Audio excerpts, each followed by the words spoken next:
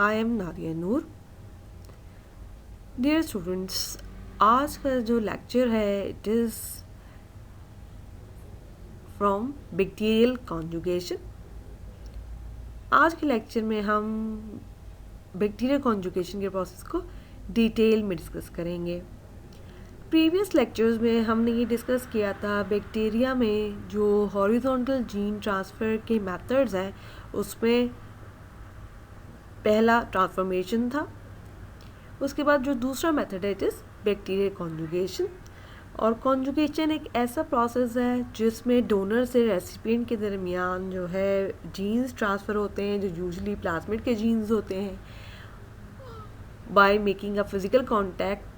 और इस physical contact में एक ख़ास किस्म का पाइलस इन्वॉल्व होता है जिसे हम सेक्स पाइलस कहते हैं।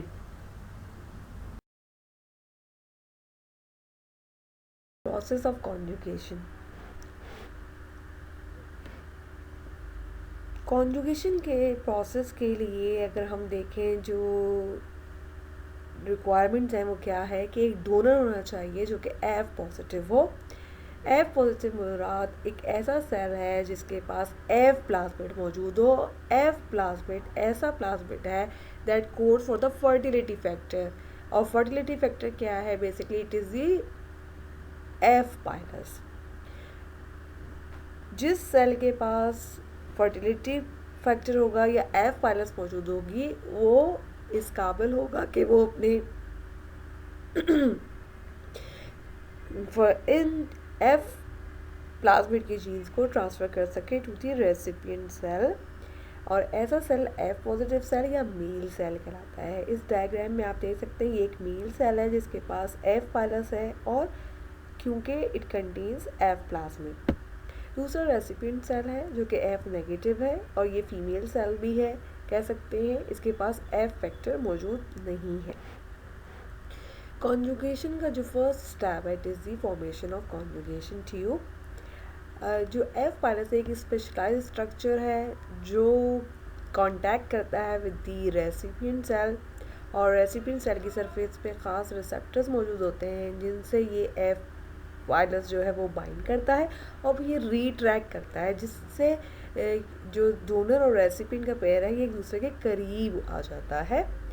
इसके बाद ये एक कॉन्टैक्ट बनाता है, आप इस डायग्राम में देख सकते हैं। और ये ब्रिज, और जिस ब्रिज के थ्रू जो ये प्लाज्मिड के जीन ये ट्रांसफ़र हो सकते हैं टू दी रेसिपिएंट सेल। इस हर कॉन्जुगेशन के केस में एफ पाइलस इन्वॉल्व नहीं हो सकता, कुछ एक्सेप्शंस भी हैं। जैसे कि स्ट्रेप्टोकाइनेस में देखा गया है कि जो रेसिपिएंट होता है वह ख़ास किस्म के प्रोटीन बनाता है जिसे हम कहते हैं फेरोमोन।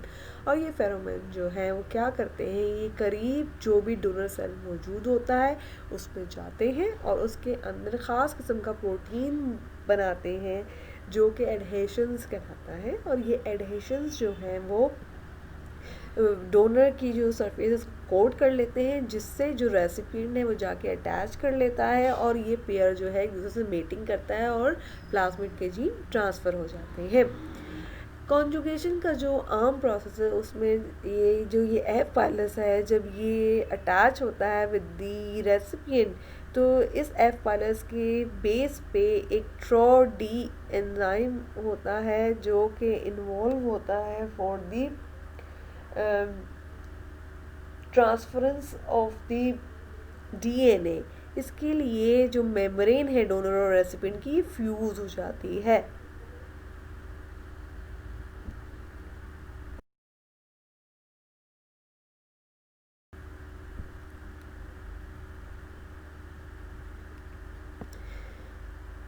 जो सेकंड स्टेप है कॉन्जुगेशन के प्रोसेस में वो है मोबिलाइजेशन और migration of plasmid. Plasmid mobilisation के लिए प्लाज्मिड का जो ORIT रीजन है यहाँ पे एक एंजाइम है रिलैक्सेस जो कि एफ प्लाज्मिड कोड करता है, ये निक लगाता है। हमें पता है ORIT एक ख़ास रीजन है जिसे हम ओरिजिन ऑफ ट्रांसफ़र कहते हैं। और यहाँ जब निक लगता है तो ये जो सर्कुलर लूप की फॉर्म में मौजूद है प्लाज्मिड, यहाँ से ये ओपन हो जाता है और उसके बाद थ्रू कॉन्जुगेशन ब्रिज जो ये एक स्ट्रैंड है एफ प्लाज्मिड का, ये ट्रांसफ़र हो जाता है टू दी रेसिपिएंट।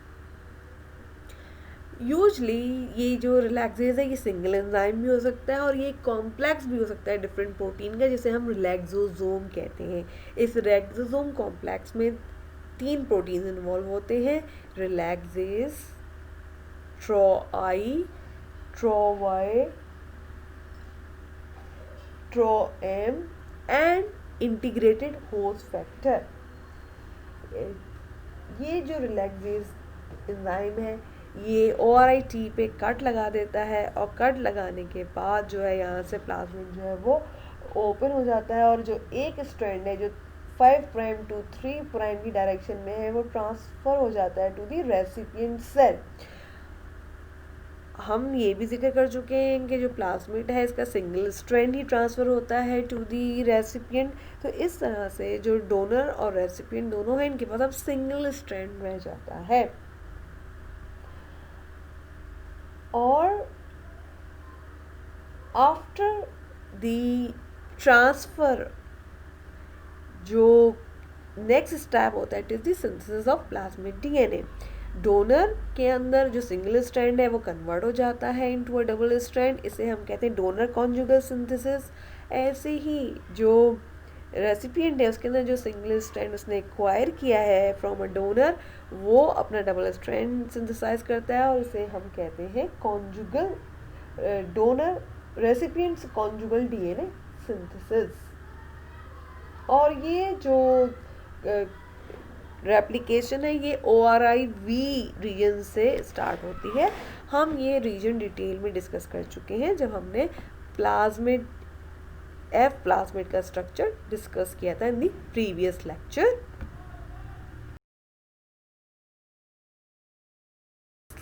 एनिमेशन में आप कॉन्जुगेशन प्रोसेस का ओवरव्यू देख सकते हैं, किस तरह से डोनर से रेसिपिएंट में प्लाज्मिड के जीन्स ट्रांसफ़र हो रहे हैं और किस तरह से जो रेसिपिएंट है वो एक्वायर कर रहा है प्लाज्मिड और एफ पाइलस बना रहा है।